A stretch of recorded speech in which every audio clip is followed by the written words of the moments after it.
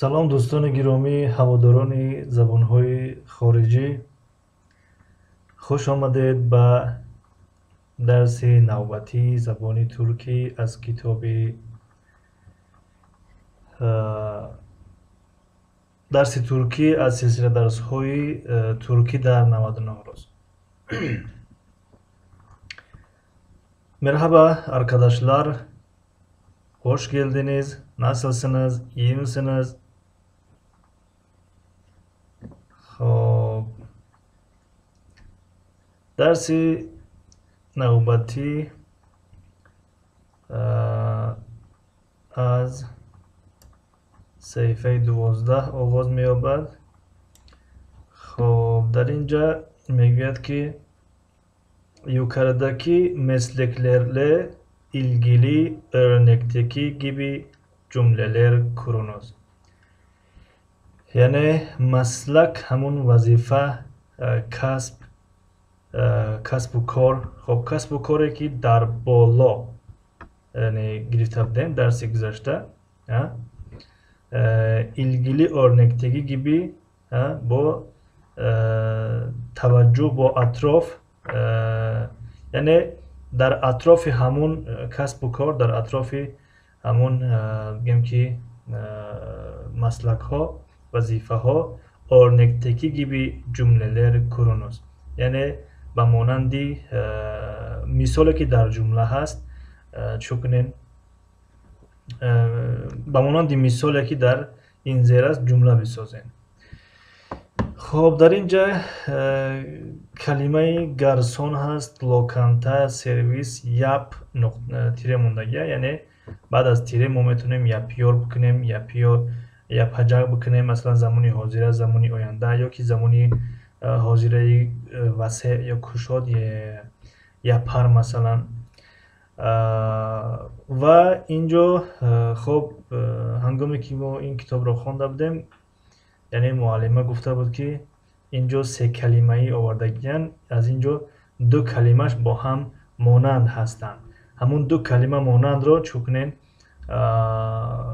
با هم وصل کنین، پیوست کنین. البته که این درس ها برای نوآموزان که هستند فقط همون قدر چکو میکنن، برای ما اشاره میکنن که شما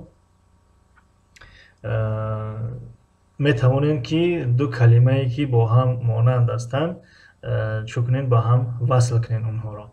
خب البته کسی که جمله ساخته بتواند جمله نیز چکند میتواند بسازد و در زیر این نوار نویسد جمله های ساختگی خودش را.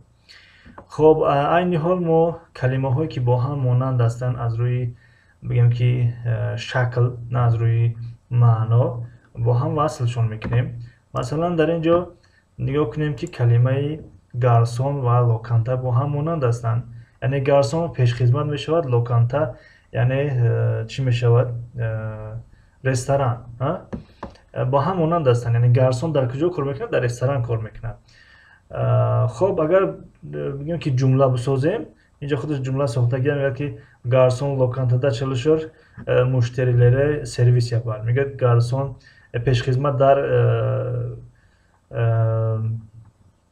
پیشخدمت در رستوران کار میکند و برای میزبان خدمتگزاری میکند، پیشخدمتی میکند.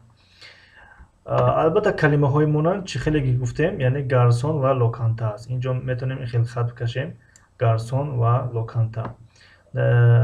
از روی جمله گفتیم، جمله ساختیم.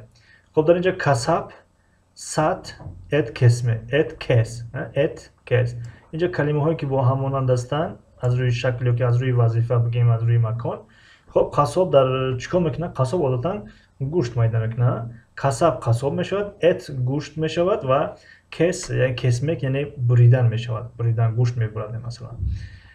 و اگر بخوایم که جمله ای را بسازیم، مثلا میگم که ben مثلا et satıyorum. Yani ben گوشت میفروشم. خب شوفör yol araba kullan. اینجا کدومی از این کلمه ها با هم مانند هستند؟ البته که راننده یعنی شوفör، راننده با همراهی راه.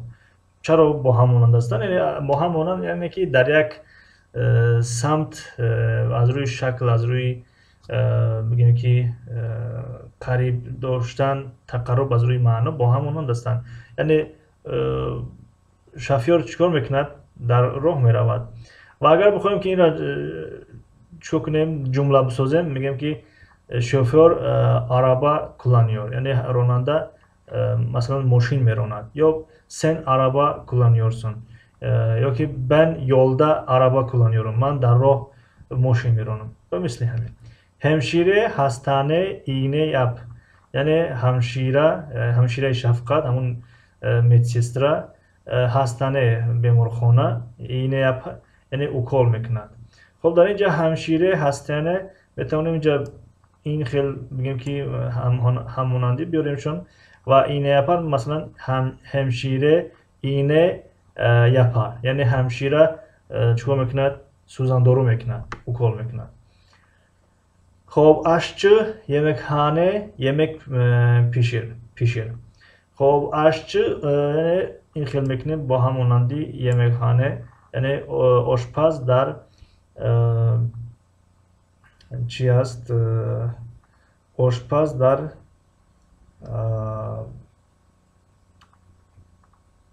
در آشخانه است.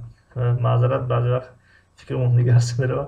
آشپز در آشپزخانه است یا همون اتاق طعامخوری مثلا yemekhane. و اگر بخوایم که جمله بسازیم مثلا میگیم aşçı yemek pişiriyor. یعنی آشپز طعام میپزد، طعام تیار میکند. خب با مثل همین در اینجا C kısmını yani kısmı C aşağıdaki cümleleri okuyunuz. Aşağıdaki soy ağacına göre yeni cümleler kurunuz. Aşağıdaki cümleleri okuyunuz. Yani cümleهای زیرین رو بخونید. Aşağıdaki soy ağacına göre yeni cümleler kurunuz. Yani soy ağaç همون چی می شود؟ شجره‌نما میگفتن در ترکی. شجره‌نما، شجره اولادی، شجره اجدادی مثلا. خب soy همون اجداد می شود. soy اجداد، سلاله، نژاد و ağaç درخت می شود. در اینجا می شود که soy ağacım شجره‌نمای من. شجره‌نما در زبان ترکی فکر میکنیم شجره‌نما میگن. شجره‌نما چی است؟ شجره‌نما مثلا من مینویسم که پدرم کی است، مادرم کی است، بابام کی است، بابا کلانم کی است. بابا کلانم کی است یعنی پدری یعنی بابای پدرم کی است، سپس پدری بابام کی است، سپس بابای بابام کی است. همین خیلی این رو میگه شجره‌نما. یا مثلا این بود با گذشته، مثلا با حاضره مثلا خاله من کی است، عمه من کی است، تقای من کی است،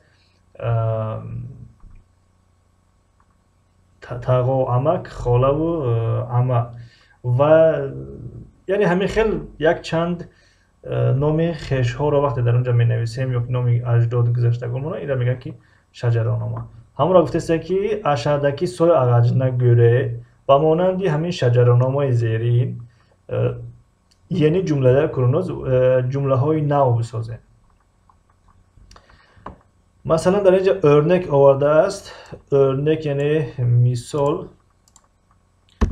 مثال. خب این را کمتر کلان کنیم. خب misal میگه که اصل Özlem'in babaannesidir. Aslı Özlem'in babaannesidir.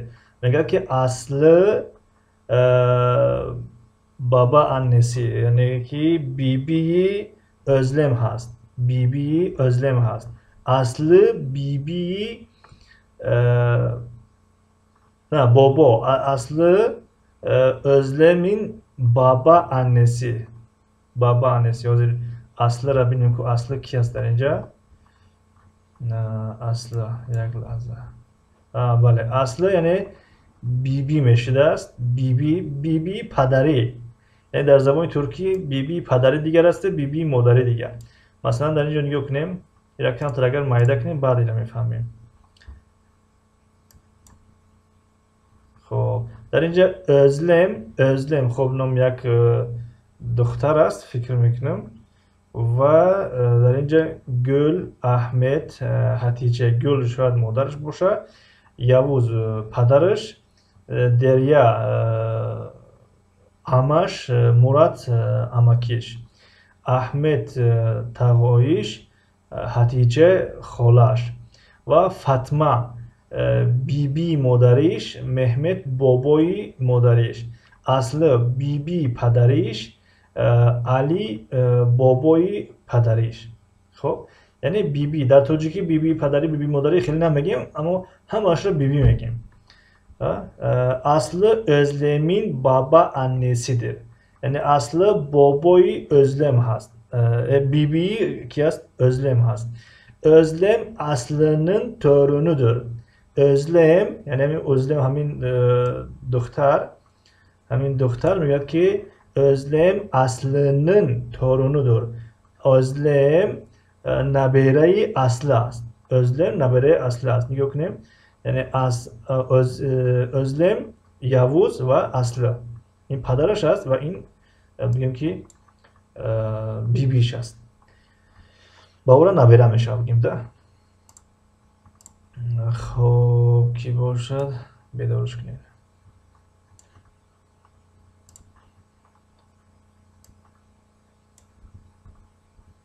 خب این کلمه رو ترجمه میکنیم.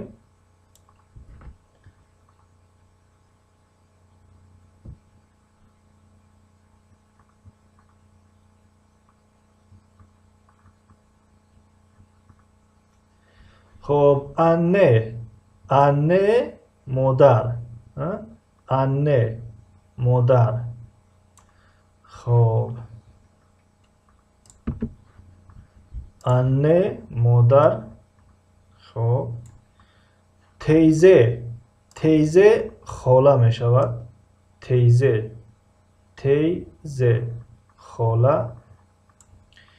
خب بابا anne این اگر کلمه به کلمه ترجمهش کنیم میشد که اوچای پدرم. اما در ترکی بیبی میگیم. بیبی. بابا یعنی پدر. خب امجا میشود امک. خب در زبان ترکی هم هست، در زبان ترکی یعنی هر کسی را که نشناسیم از خودمون کلون که باشد میگیم امجا بونه کدر. امک این چند سوم است؟ امجا girebilirim. امک ممکن است که درایم. خب کاردش برادر میشود. برادر. اما یعنی کاردش هم میگیم که برادری، بگیم که هم خواهری را در نظر دارد هم برادری را، یعنی هم مردانگی هم نارینه هم مدینه را در نظر دارد. اما بخوایم که ما معین کنیم کدامش را در نظر داریم میگیم که erkek kardeş برادر، kız kardeş خواهر.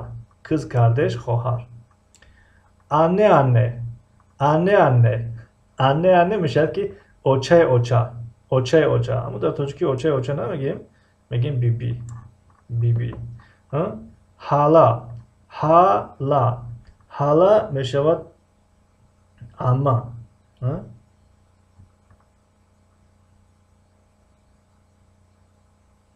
بله حالا اما میشود اما.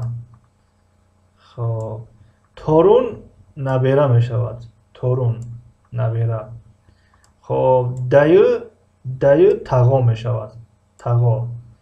دده بابا میشود. بابا. یعنی او گرفتیم که کجا شد بابا anne یعنی بابا anne بیبی میشده. اما دده بابا میشود. بابا. در اینجا بابا anne بیبی پدری، anne بیبی مادری، اما بابی از جهت هم مادری هم پدری دده میشود. Dede. Dede یعنی بابا. یعنی در تاجیکی خودمون کودکان رو میگن این کار نکنید که ددت میکنیم. دده. اولاد. اولاد یعنی فرزند میشود. اولاد. çocuk کودک. اما کودک به معنای همون فرزند استفاده میکنیم. مثلا میگیم benim 4 evladım var. Benim 4 evladım var یعنی 4 فرزند دارم. اما واقعا گفتم که benim 2 çocuğum var میگیم 2 فرزند دارم مثلا 2 کودک دارم. خب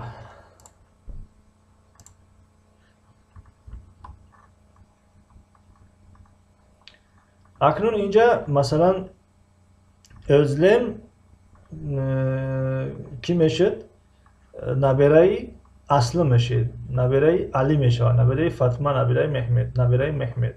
Ve onha برای این چی میشود؟ مثلا اصل چی میشود؟ بابا anne میشود. بابا anne. خب بیبی اما بیبی پدره. خب فاطمه میشود که anne. anne میشود بیبی اما بیبی مادره. خب دیگر این علی و محمد برای این özlem dede میشوند. دده یعنی بابا. خب اینجا گل anne میشود برای özlem. یوز بابا میشود. دریا حالا میشود. حالا یعنی اما. و مراد amca میشود برای özlem. احمد میشود dayı میشود. dayı تاغا. و Hadice چی میشود؟ teyze میشود برای özlem. teyze. Ahmet گفتیم dayı میشود. dayı یعنی چی میشود؟ dayı تاغا. و حتی یک مگزین هم هست در بعضی شهرها هست در بعضی شهرها شاید نباشه. علی dayı نام مگزین است. نام مگزین است. علی dayı یعنی تاغای علی. یا که تاغای علی نیو یعنی مثلا علی را تاغایش نیست یعنی چی میگم که اکای محمد اکای احمد اکای دلشاد اکای هم خیلی اینها مثلا میگن که علی dayı یعنی تاغای علی. همون صاحب مگزین خچ مثلا شاید که چی نام داشته باشد؟ علی نام دارد یعنی علی dayı فراش میکنن. علی dayı تاغای علی. خب کی باشد اینجا چی داریم با؟ اگر وقت زیادتر نگیرد میگونه که وقت بگیرد و درسی باید داره یمونیمش.